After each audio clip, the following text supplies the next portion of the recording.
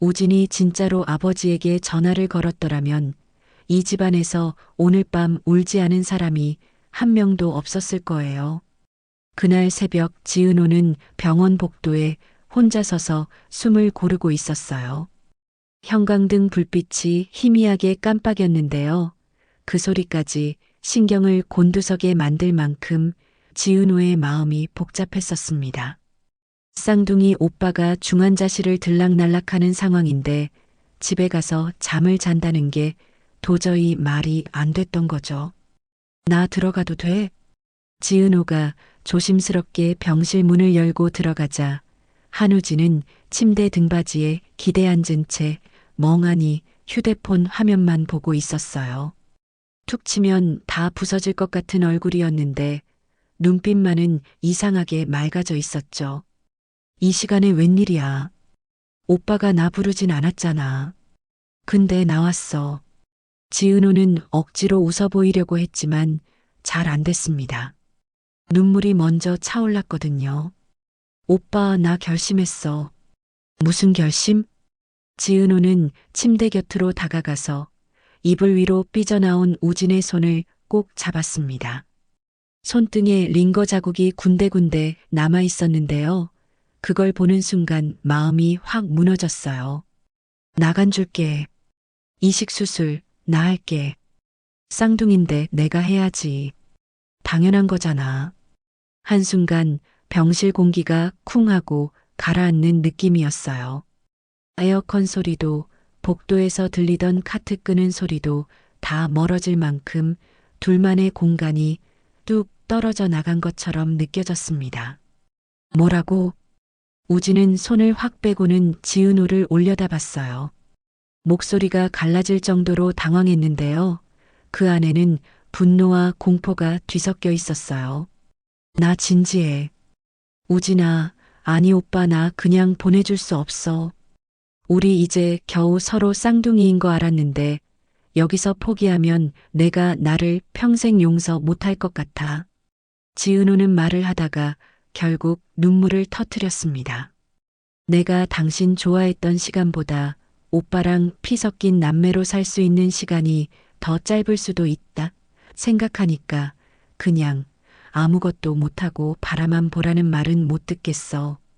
우진은 그 말을 듣더니 갑자기 몸을 일으켜 세웠어요.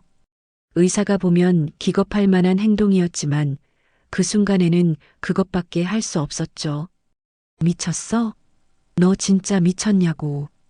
우진은 지은호의 어깨를 잡고 흔들면서 거의 울먹이고 있었어요. 왜 내 대신 내 몸을 자르겠다는 거야?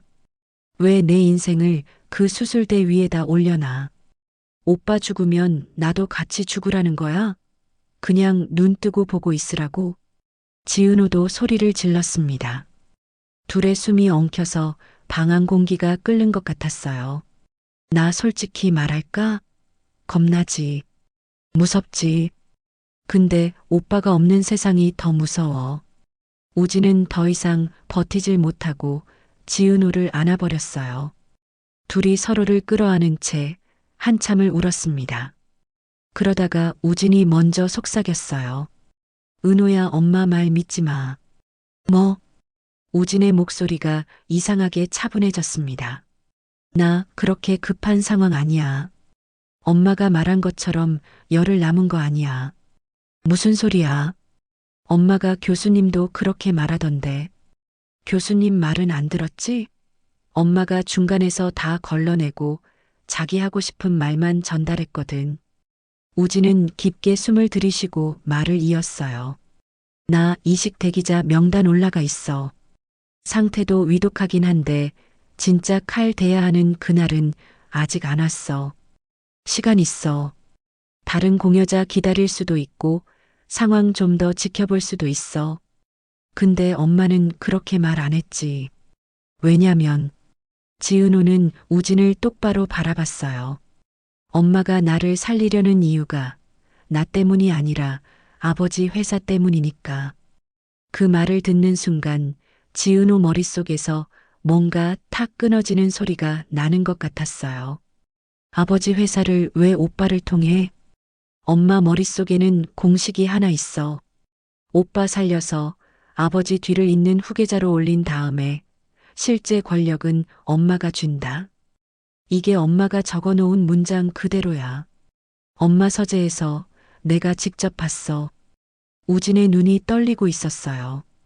그 문장을 떠올릴 때마다 토할 것 같은 기분이었거든요.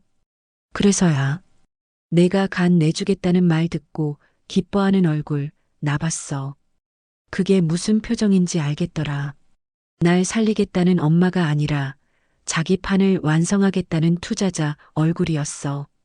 지은호는 숨이 막혀서 아무 말도 못했습니다. 지금까지 알고 있던 고성이라는 여자의 얼굴이 서서히 다른 얼굴로 바뀌고 있었거든요. 그러니까 제발 간 이식하지 마. 나 때문에 내 몸에 칼 대지 마. 난 그런 빚지고 싶지 않아. 내 인생을 담보로 얻은 연명은 내 마음이 받아들이질 못하겠어. 지은호는 엉엉 울면서도 결국 고개를 끄덕였어요. 알았어. 그럼 우리 둘 다 엄마한테 안 휘둘리면 되는 거지? 그래. 이제부터는 우리 둘이 같이 움직이는 거야. 엄마 계획대로 흘러가게 두지 말고. 둘은 힘없이 웃으려 했지만 그 웃음에는 이미 결심이 깔려 있었어요. 지은호가 병실을 나와 복도를 걸어가면서 생각했습니다. 이제 누군가한테 말해야겠다. 이 판을 멈출 수 있는 사람은 결국 그 사람뿐이니까. 그 사람이 누군지 지은호는 알고 있었어요. 박진석 회장.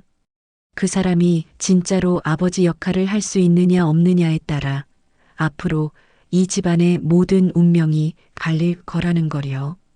그 시각 집에서는 완전히 정반대의 생각이 돌아가고 있었어요.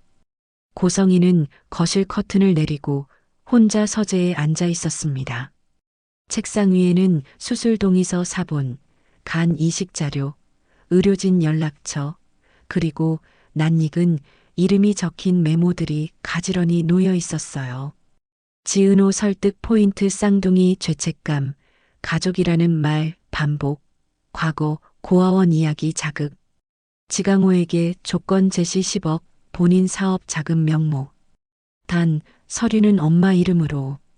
고성이는 메모를 내려다보며 속으로 중얼거렸습니다. 이 정도면 흔들리겠지.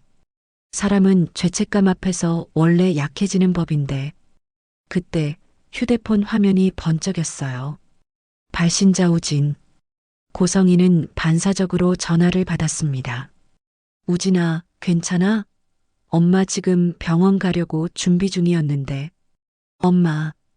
짧은 부름이었는데 목소리가 이상하게 차갑게 들렸어요. 나 더 이상 엄마 계획에 안 따라갈 거야. 순간 서재 안 공기가 얼어붙는 느낌이었어요. 무슨 소리야? 내가 무슨 계획을 알아? 알아야 되는 건 다 알았어. 내가 어떤 자리 올라가게 하려는지도, 쌍둥이 동생을 어떻게 이용할 생각인지도. 간 이식 안 받을 거야. 다른 공여자 기다릴 거고 엄마가 아무리 밀어붙여도 난 동의 안 해. 지금 그 말을 나한테 하는 거니? 고성이의 손이 서류 위에서 덜덜 떨리고 있었어요.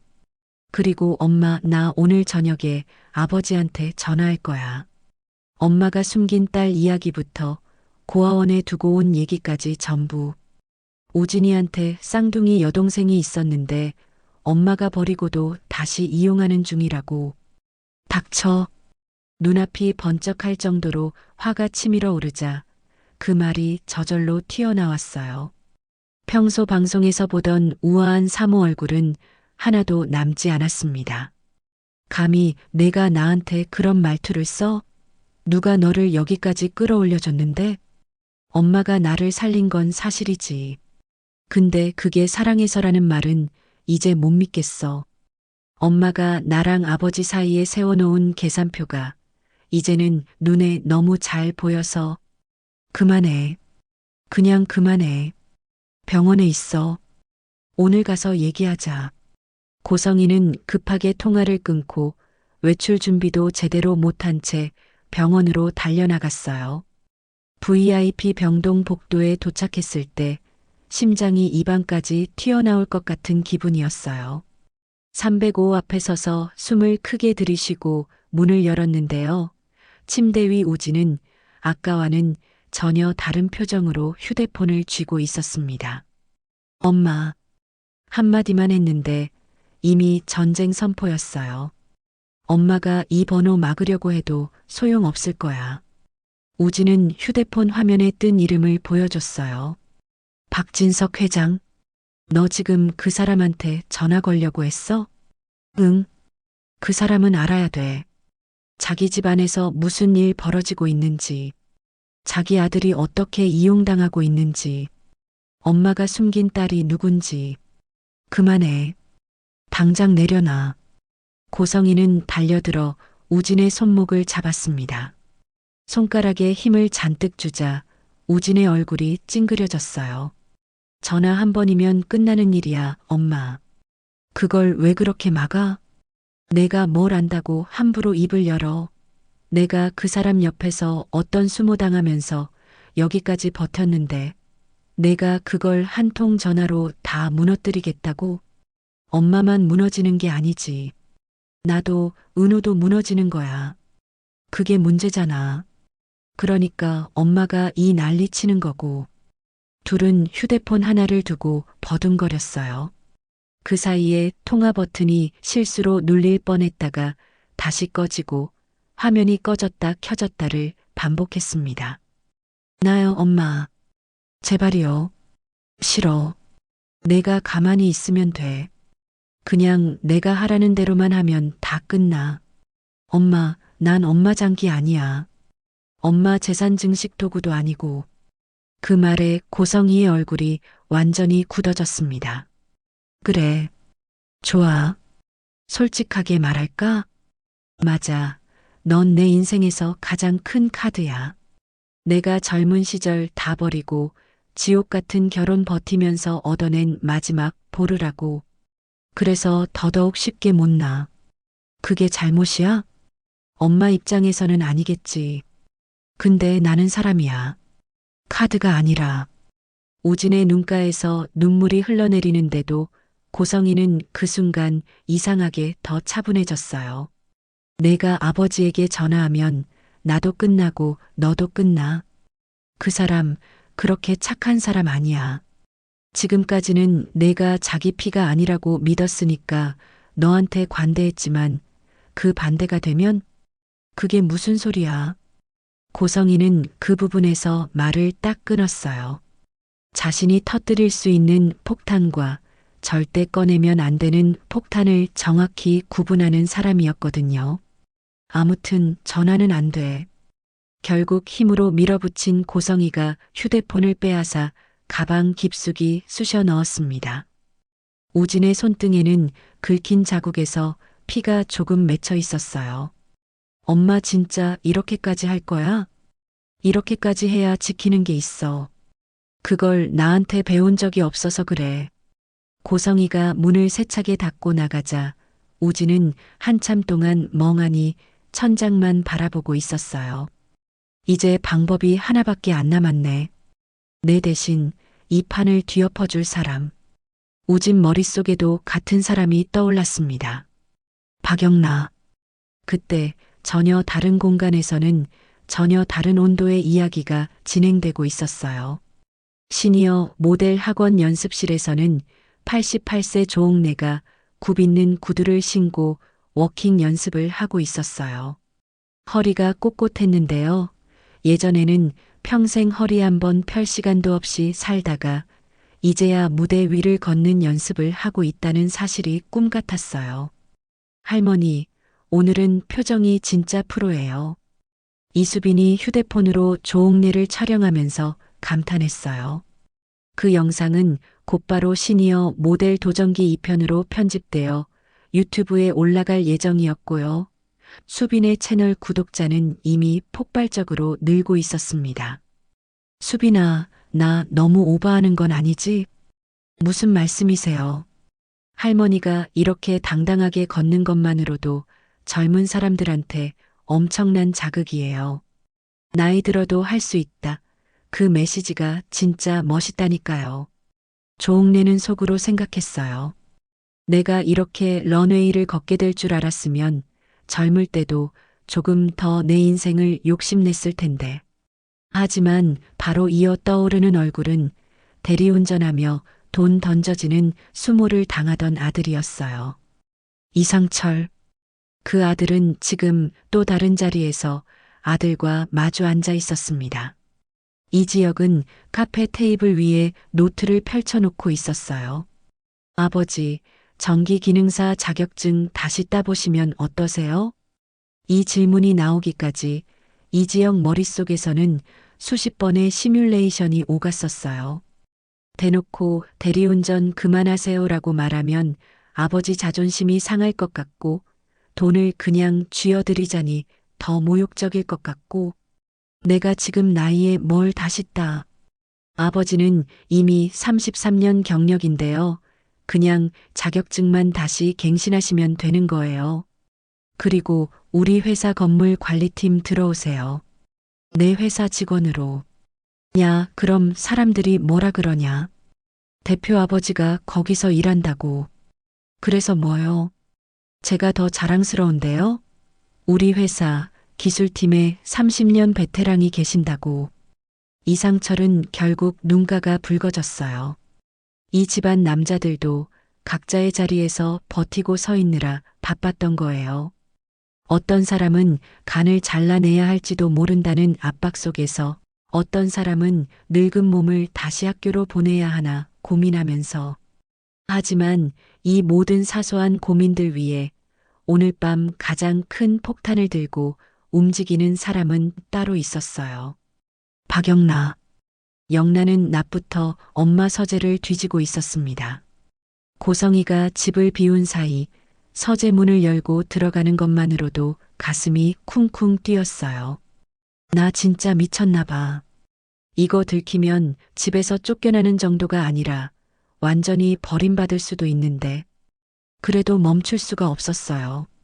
전날 밤 복도에서 우연히 들었던 엄마와 전화 통화 내용 때문이었거든요. 그 애감만 내주면 나는 확실하게 발판 하나 얻는 거예요. 회장님은 상속자 하나 생기는 거고 그 한 문장을 듣는 순간 영나는 목이 메었습니다. 엄마 입에서 나온 그 애라는 말이 너무 차갑게 들렸거든요. 서랍 깊숙한 곳에서 영나는 노트 한 권과 서류 뭉치를 발견했어요. 노트 표지에는 아무 글도 적혀 있지 않았는데 안을 펼치자 빼곡한 글씨들이 눈에 들어왔어요. 보육원 기록 정리.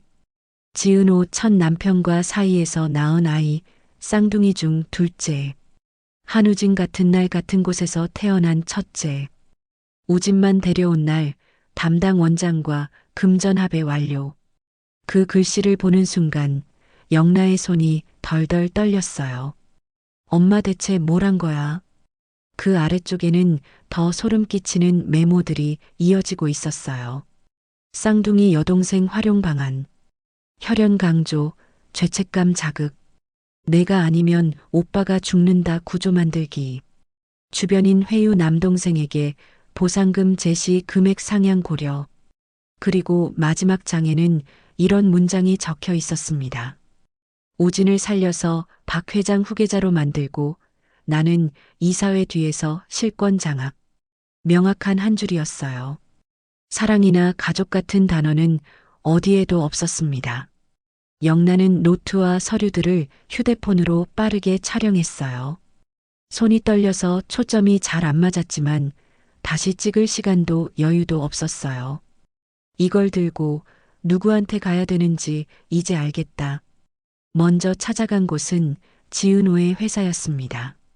카페 겸 인테리어 사무실. 문을 열고 들어가자 원두 냄새랑 나무 냄새가 섞여 있었어요. 영나는 괜히 주위를 두리번거렸습니다.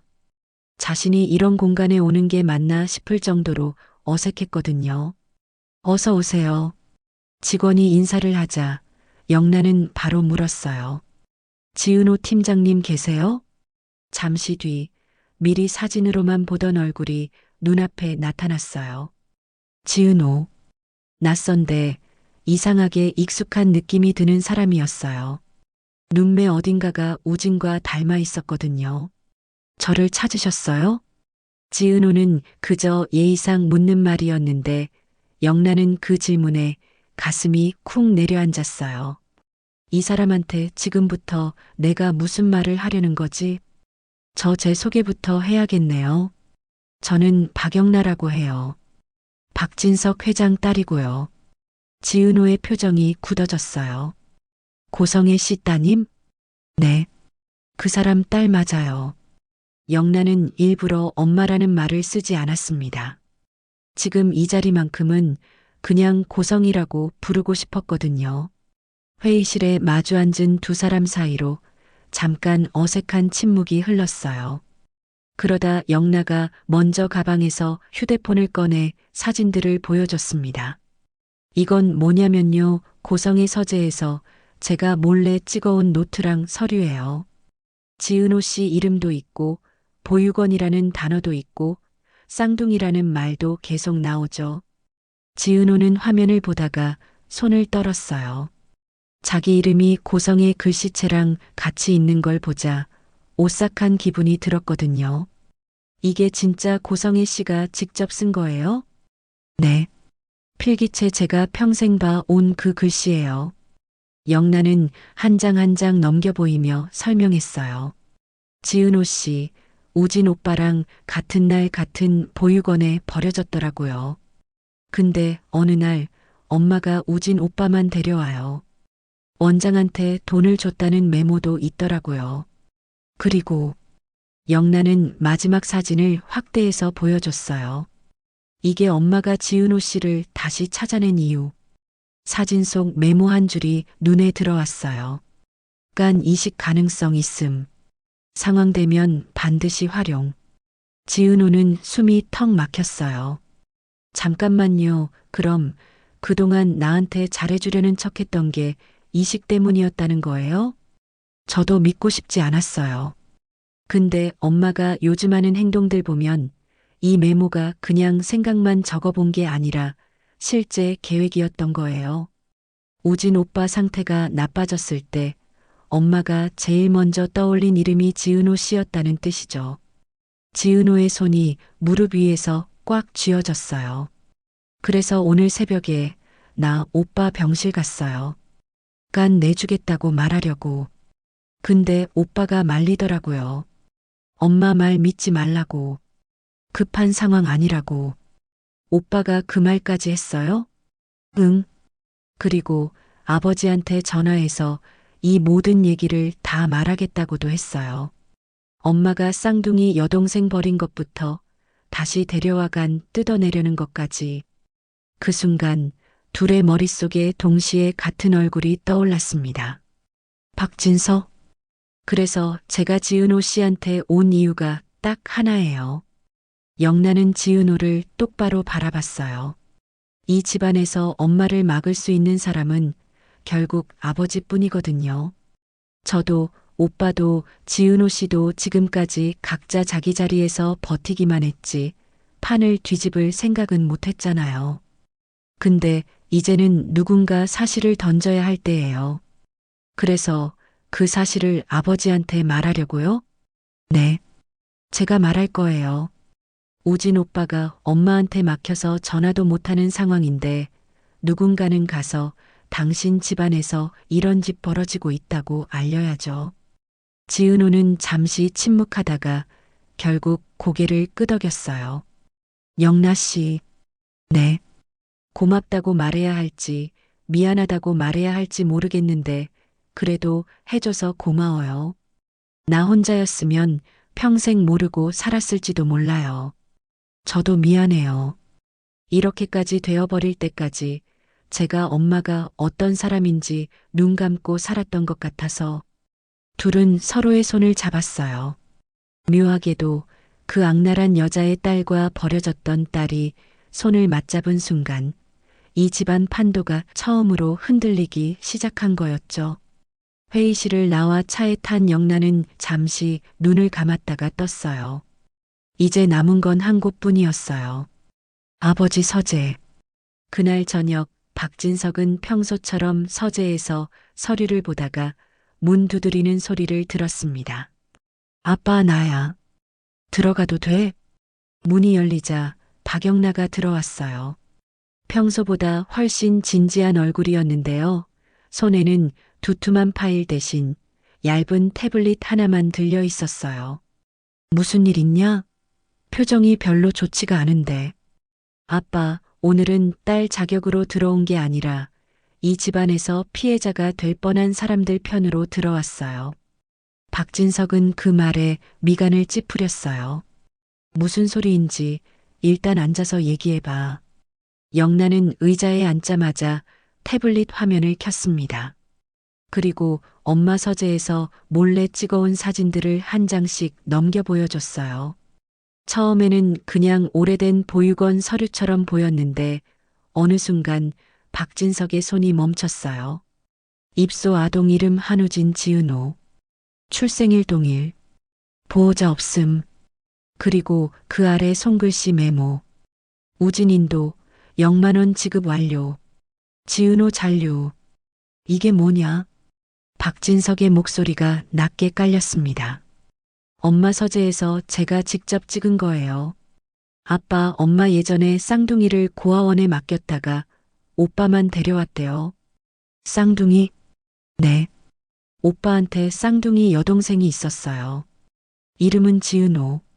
지은호라는 이름을 듣는 순간 박진석 머릿속에 떠오르는 얼굴이 있었어요.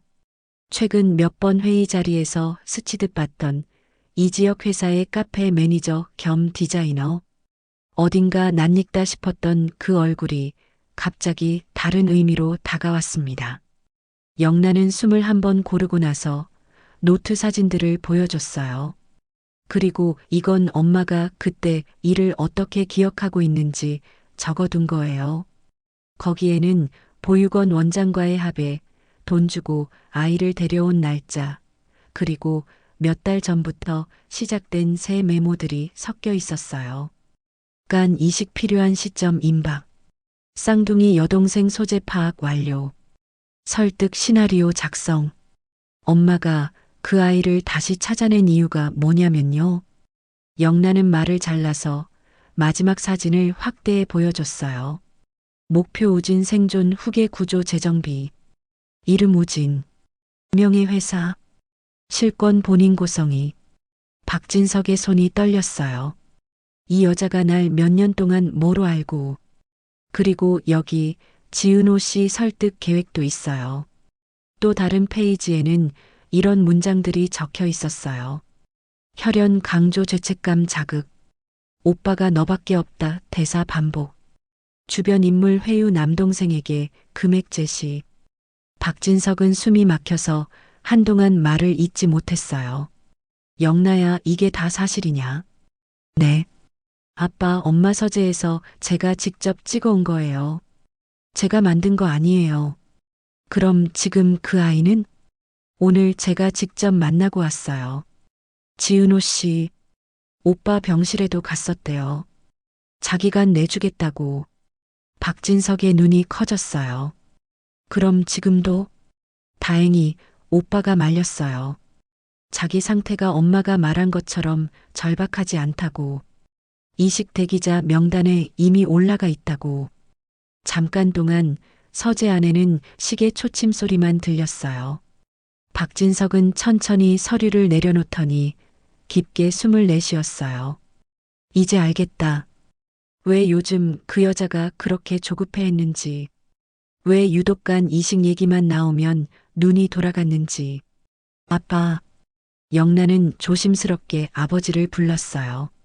제가 이제 집 나갈 거라는 건 아빠도 알고 계시죠? 그래, 내가 하고 싶은 거 하겠다고 했잖냐. 그 전에 한 가지만 더 부탁드릴게요.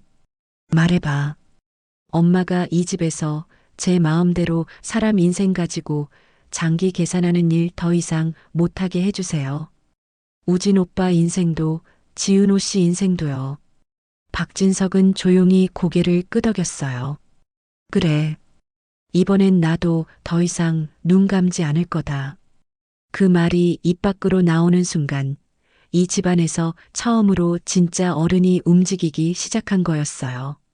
그날 밤 누군가는 병실에서 피 묻은 손을 붙잡고 울고 있었고, 누군가는 시니어 모델 런웨이를 상상하며 설레고 있었고, 또 누군가는 카페에서 꿈 많은 여자를 바라보며 사랑을 고백하고 있었어요. 박성재와 이수빈은 작은 레스토랑에서 마주 앉아 수빈 채널 구독자 15만 돌파를 축하하고 있었거든요. 수빈아, 너 진짜 대단하다. 할머니 영상, 조회수 장난 아니던데. 그건요, 할머니가 멋있으셔서 그래요. 나이 들어도 꿈 가질 수 있다는 거 보여주는 게 제 채널 목표거든요. 너는 지금도 충분히 누군가의 꿈일걸? 성재가 농담처럼 말했다가 자기 말에 본인이 심장 쿵 했어요. 수빈은 얼굴이 빨개져서 물만 벌컥벌컥 마셨습니다. 그들이 웃고 떠드는 그 시간, 어디선가 한 여자는 차 안에서 혼자 울고 있었어요.